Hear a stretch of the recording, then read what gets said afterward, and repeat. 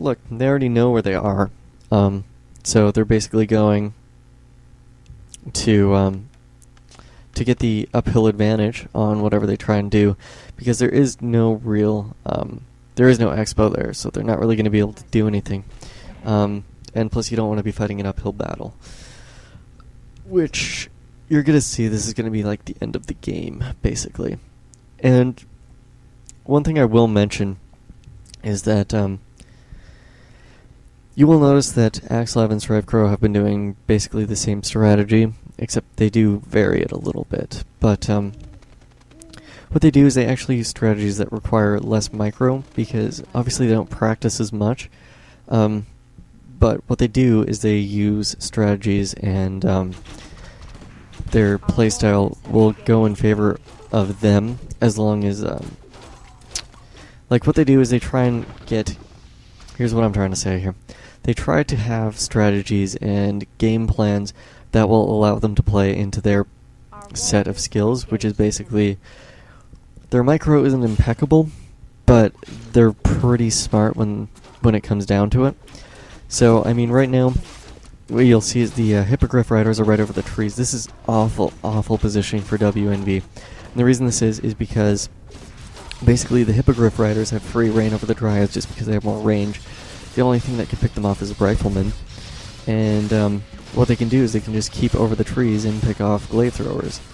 And look, Glaive Throwers are being forced to reposition just because they drop so fast. And this is pretty smart. He's heading over to the other side just because the Riflemen are stuck on the one side. And Demon Hunter gets in pretty bad positioning. That's a pretty good TP for 2s. 7 HP. That's pretty good. Tranquility is pretty important. That just blows. This is why I generally don't go Demon Hunter in 2s. It's because if you get your hero trapped up in front and you have any kind of siege, you're screwed. So, like, 6 Glaive Throwers drop. Yeah, that was just basically a really, really bad battle for WNV to be fighting. I mean, you're uphill against a bunch of Hunters and mounted Hippo Riders. I just don't see that going well for you in the end. But they're going to go, hey, I'm going to fight this battle just because it's out in the open. You don't want to be fighting on too much of a choke point against an army that's massive amounts of range. And Dryad drops. That sucks. Demon Hunter's only level 4, and the Priestess is almost level 6. And the reason that Strivecrow's hero hit level 6 earlier is because he doesn't have a second hero, which is smart, because you don't want to get a second Priestess of the Moon. I mean, you already have the Aura. I don't see why you'd get it. Yeah, I do agree with the OBS. He should TP here. He's going to lose a few Huntress. Yeah, that sucked.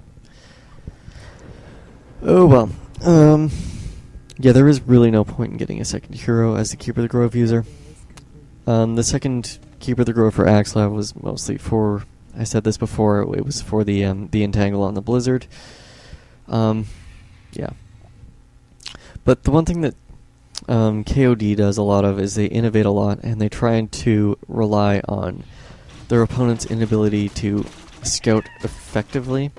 And I mean, some people do scout and they go, you know, and they do know the general counters and stuff, but they don't actually, like, know where they're getting. Like, let's say they decide to mass a bunch of Talons, or they get 2 Ancients of Wind against, like, an Orc player or something, and the Orc player goes, okay, this is mass Talons, and they end up going Hippogriff Riders against a bunch of, like, Spirit Walkers, Raiders, and Grunts. I mean, who's going to win? Obviously, the Hippo Riders are. So, so basically, that's how their playstyle works. And that's how innovation does work. I mean, they are very good players. Right now, 81 food for high upkeep. That sucks. I'd deado a Wisp just because he has a lot of lumber. He might as well. And the Owl Scout works out for them, and they get a nice Archmage kill, which is pretty funny. Alright, so basically this game is winding down. I mean, you're chasing down a pretty massive army with a bunch of faster units. Plus those glaive throwers are lagging behind. That priestess is forced to TP because those dryads are going to drop pretty fast. And he focuses the casters first, and once the priests are down, they're going to let off the... do they have a protection scroll? Oh no, they don't. I thought they did. Oh well.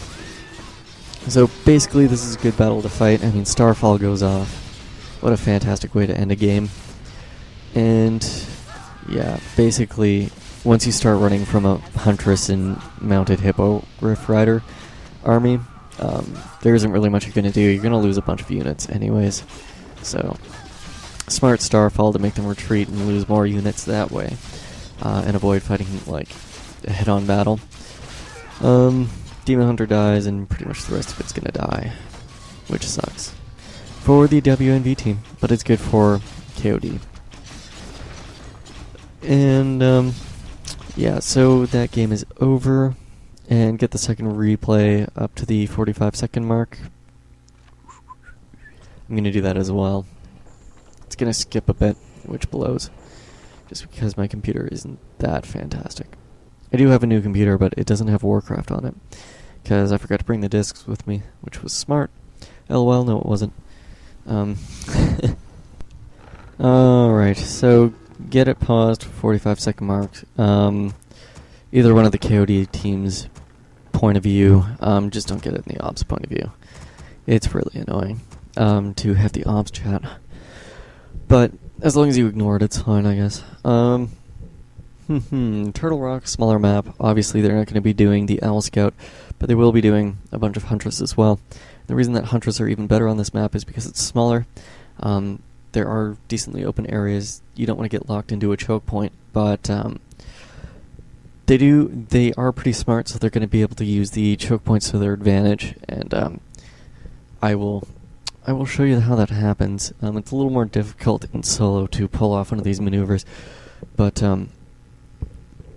yeah, I will mention it. Anywho, what else to mention? One thing that you really want to control is the Goblin Merchants. If you can prevent the other team from using it, and if you can get the wards first, you basically have map control for most of the game. So that's one important thing to keep in mind. What else was I going to say? Also, the red camps, the gold mines, those are pretty important to control just because they drop pretty huge items, and generally they drop auras. And that's a really good thing to have on your side. Like if you get a command aura drop, that's like adding to your true shot aura. So that's pretty important. And plus you can get an endurance aura, or you can get unholy aura, which is pretty smart. Or pretty sweet. Not pretty smart. What the hell am I talking about? Anyways, yeah, 45-second mark. We'll unpause this like now. So unpause in 3, 2, 1, unpause. Hopefully I gave you enough time. I mean, yeah, my computer's pretty slow when I got there, so you guys should be able to get there too. So early game, basically the same kind of feed as last time, and you're basically feeding for the earlier Huntress, which gives you a little bit of an advantage. One thing that's a little different this game is there is no human player. There is in fact an undead and an elf player instead. So